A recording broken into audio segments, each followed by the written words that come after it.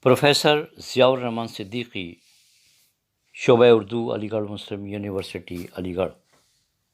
آج ہم خواجہ حسن نظامی کا مشہور انشائیہ جھینگر کا جنازہ کا تجزیہ پیش کریں گے۔ خواجہ حسن نظامی کا بیانیہ تخلیقی اظہار انشائیے کو نئی سمتوں اور جہتوں سے روشناس کراتا ہے۔ وہ اپنے انشائیوں میں نکتہ رسی اور باریک بینی سے نو بنو تخلیقی پہلو تلاش کر لیتے ہیں۔ وہ دانشورانہ فکر اور ندرت خیال کو اپنے انداز میں پیش کرنے میں ملکہ رکھتے ہیں۔ جھینگر جیسے ایک حقیر جانور کو موضوع بنا کر ایک عالمانہ انشائیہ تحریر کرنا حسن نظامی کی فکر رسا کا پتہ دیتا ہے۔ اس مختصر سے انشائیے میں حسن نظامی نے حیات و موات کے کیسے کیسے رموز و نکات بیان کر دیے ہیں کہ ایک معمولی سے جانور کی اہمیت، اس کی فکر، ذہانت، اس کا وجود ایک دانشور تخلیق کار نے سماج میں جھینگر کی نہایتی تعظیم کے ساتھ اس کی اہمیت کا احساس دلایا ہے۔ اس کے چند اقتباسات ہم مثال کے طور پر یہاں پیش کریں گے۔ بیچارہ غریب تھا، خلوت نشین تھا، خلقت میں حقیر و ذلیل تھا، مکروہ تھا، غلیظ سمجھا جاتا تھا، اسی کا ساتھ نہ دیا تو امریکہ کے کروڑ پتی راک فیلر کے شریک ماتم ہوں گے۔ خواجہ حسن نظامی ایک جگہ اور لکھتے ہیں کہ خدا بخشے بہت سی خوبیوں کا جانور تھا، ہمیشہ دنیا کے جھینگروں سے الگ کونے میں کسی سوراخ میں بوریے کے نیچے آب خورے کے اندر چھپا بیٹھا رہتا تھا۔ بیانیہ پر حسن نظامی کو دسترس حاصل تھی۔ لفظوں کا انتخاب، زبان کی فصاحت تحریر میں نئی تازگی و توانائی کا احساس دلاتی ہے۔ حسن نظامی نے انشائیہ کے فن اور اس کے تمام و کمال تقاضے، عدم تکمیل کے فنی لوازمات کو پورا کرنے کی کامیاب کوشش کی ہے۔ اپنے تخلیقی پارے میں ایک مثال سے اپنے اندیے کو واضح کرتے ہوئے لکھتے ہیں کہ انسان مثل ایک جھینگر کے ہے جو کتابیں چاٹ لیتے ہیں، سمجھتے بوجھتے خاک نہیں۔ یونیورسٹیوں اور علمی اداروں کی مثال دیتے ہوئے کہتے ہیں کہ یہاں عموماً طلباء اور اساتذہ علم کی افہام و تفہیم نہیں کرتے اور بے عمل رہتے ہیں۔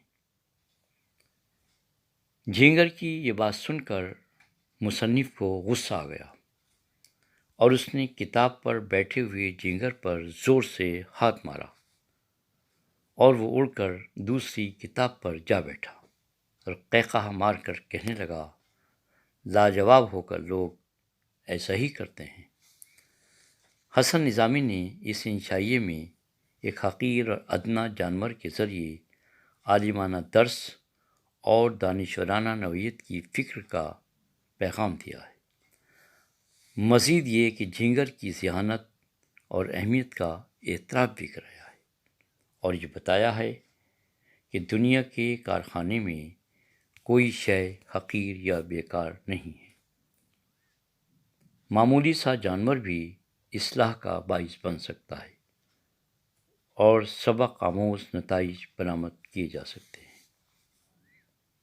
اب دیکھیے میں اس کا پیراگراف پڑھتا ہوں، سناتا ہوں آپ کو۔ نہ بچھو کا سا زہریلا ڈنگ تھا، نہ سانپ کا ڈسنے والا پھن، نہ کوے کی سی شریر چونچ تھی، نہ بلبل کی مانند پھولوں کی عشق بازی۔ شام کے وقت عبادت رب کے لیے ایک مسلسل بین بجاتا تھا اور کہتا تھا کہ غافلوں کے لیے سور ہے اور عاقلوں کے لیے جلوہ طور۔ اس مختصر انشائیے میں مستند کتابوں، دانشوران علم و فن کا تذکرہ، حقیر جانوروں کی دانشورانہ فکر، اس کی اہمیت و احترام اور قدر و قیمت کو واضح کیا گیا ہے۔ نہایت تعظیم کے ساتھ جھینگر کی تجہیز و تدفین عمل میں آئی ہے۔ یہ شعر ہے کہ جھینگر کا جنازہ ہے ذرا دھوم سے نکلے، قیصر کا پیارا ہے اسے توپ پہ کھینچو۔ انشائیہ نگار نے اس مختصر سے انشائیے میں زندگی کا گہرا مشاہدہ پیش کیا ہے اور ایسے رموز و نکات اور سچائیاں بیان کی ہیں کہ اس کا مطالعہ کرنے کے بعد عقل حیران ہو جاتی ہے اور بار بار پڑھنے کو جی چاہتا ہے۔ انشائیہ کی زبان عالمانہ اور انداز مدبرانہ ہے۔ اگرچہ حسن نظامی کا عمل متصوفانہ تھا، لیکن انہوں نے اپنی تخلیقات اور خصوصاً انشائیوں میں متصوفانہ فکر کو حاوی نہیں آنے دیا۔ انشائیے کا اختتام اس طرح ختم ہوتا ہے، ان الفاظ میں وہ کرتے ہیں کہ اے پروفیسر، اے فلاسفر، اے متوکل درویش، اے نغمہ ربانی گانے والے قوال، ہم تیرے غم میں نڈھال ہیں اور توپ کی گاڑی پر تیری لاش اٹھانے اور اپنے بازو پر کالا نشان باندھنے کا ریزولیوشن پاس کرتے ہیں۔ خیر، اب تو شکم مور کی قبر میں دفن ہو جا، مگر ہم ریزولیوشن میں تجھے ہمیشہ یاد رکھیں گے۔ حسن نظامی کے اس انشائیے میں علم و فضل کے نمونے موجود ہیں۔ فن پر ان کی گرفت مدبرانہ طرز فکر کو ظاہر کرتی ہے۔